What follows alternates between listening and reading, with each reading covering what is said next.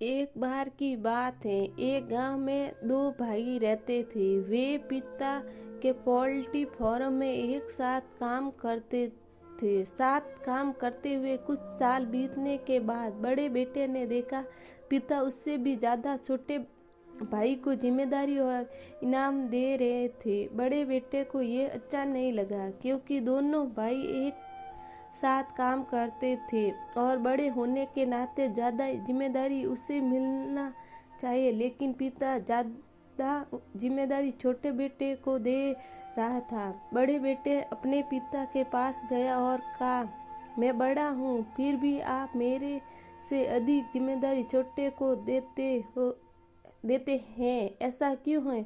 मैं तुमको बताऊंगा, लेकिन पहले तुम रोहिम चाचा के फॉर्म में जाओ और पता करो कि उनके पास बिक्री करने के लिए मुर्गी है। हमें स्टॉक में जोड़ने की ज़रूरत है।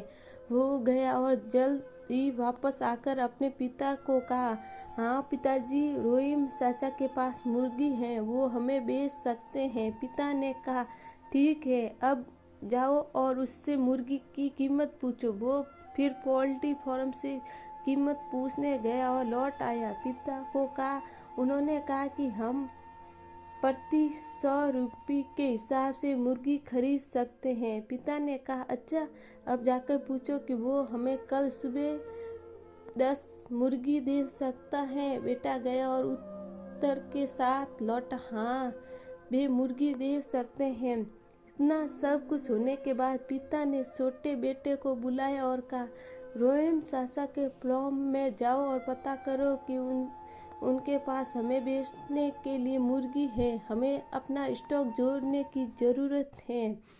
छोटे बेटे गया और जवाब के साथ वापस लौट आया, हाँ पिताजी, उनके पास बिक्री के लिए मुर्गी है। उनके पास 100 के 10 मुर्गी और 200 के 5 मुर्गी हैं।